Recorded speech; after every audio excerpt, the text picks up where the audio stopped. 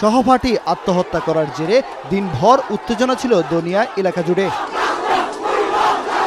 ভাঙচুর চালায় bright school and কলেজের একাডেমিক ভবন ও গাড়িতে। দফায় দফায় ইট পাটকেল নিক্ষেপ করে বিক্ষুব্ধরা। পুলিশ এসে মাইকিং করে বিক্ষুব্ধ শিক্ষার্থীদের সরানোর চেষ্টা করে, কিন্তু এরপরও পরিস্থিতি সামলানো যায়নি। এক পর্যায়ে অবরুদ্ধ পরিচালক মাসুদ রানার লিটনকে পুলিশ পাহারায় বের করার চেষ্টা হলে মারধরের শিকার হন তিনি। পরে লাঠিচার্জ ও সাউন্ড গ্রেনেড ছুড়লে আন্দোলনকারীরা ছত্রভঙ্গ হয়ে যায়। পুলিশ বলছে দফায় দফায় সংঘর্ষে আহত হয়েছেন তাদের 10 সদস্য।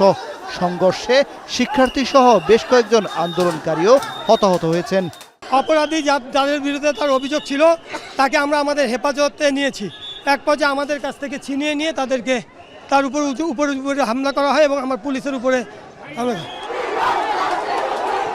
স্কুল কর্তৃপক্ষের বিরুদ্ধে অভিযোগ উঠেছে শিক্ষার্থীদের কারণে অকারণে মারধর করা ও কথায় কথায় স্কুল থেকে টিসি দিয়ে দেওয়ার ভয়ভীতি দেখানো হয়। গেল বছরও শিক্ষকদের মানসিক নির্যাতনের কারণে এক শিক্ষার্থী মারা যাওয়ার অভিযোগ করছেন তারা।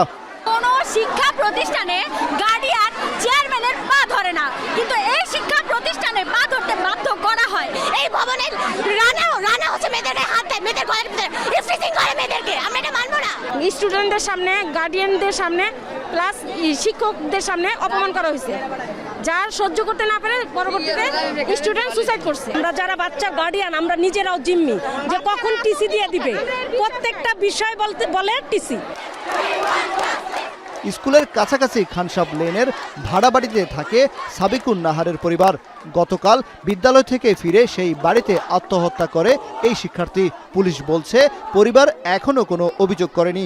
কর্তৃপক্ষ বলছে নির্যাতনের অভিযোগ প্রমাণ পেলে ব্যবস্থা গ্রহণ করা হবে।